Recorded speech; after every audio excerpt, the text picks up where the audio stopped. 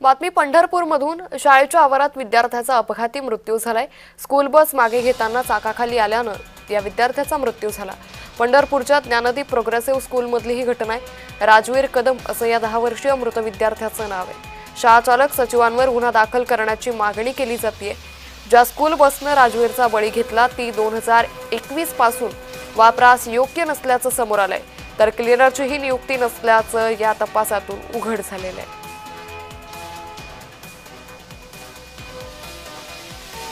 Gyandeep progressive स्कूलमधली ही धक्कादायक घटना समोर येते। शाळेच्या आवारात विद्यार्थ्याचा अपघाती मृत्यू झालेला आहे।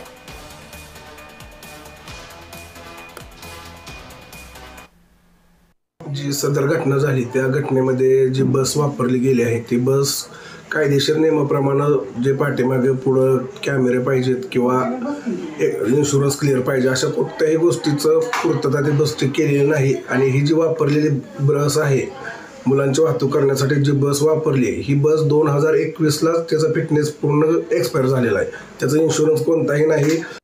नमस्कार, मी विजयानंद हक्की, पंढरपूर तालुक्यातील नांदोरे या ठिकाणी ज्या शिक्षण संस्थेमध्ये 10 वर्षाचा चिमुकला मुलगा राजवीर शिकत होता त्या शिक्षण संस्थेच्या स्कूल बस खाली चिरडून त्याचा दुर्दैवी मृत्यू झालेला आहे।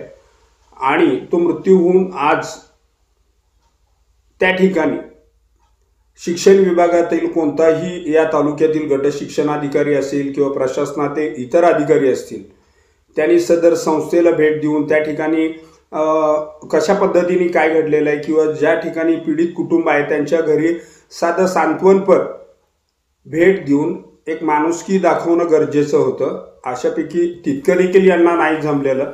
त्याचबरोबर येथील जे नागरिक आहेत यांच्याकडून असं म्हणजे सांगण्यात येते की बाबा 2021 साली जे स्कूल बस आहे संबंधित ज्या खाली राजवीरचं बळी गेलेला आहे ती स्कूल बस देखील कायदेशीरदृष्ट्या रस्त्यावर चालण्यासाठी अयोग्य होती। तिचा बेकायदेशीर पद्धतीने इतके दिवस वापर चालू होता ज्याच्यामध्ये शालेय विद्यार्थ्यांचा जीव धोक्यात घालून ती गाडी चालवलेल्याचं आहे। आणि संबंधित मुलाच्या नातेवाईकांकडून अशी मागणी होती की संस्थाच या सर्व गोष्टीला जबाबदार आहे, प्रशासनातील अधिकारी ना या गोष्टीला जबाबदार आहेत। त्यामुळे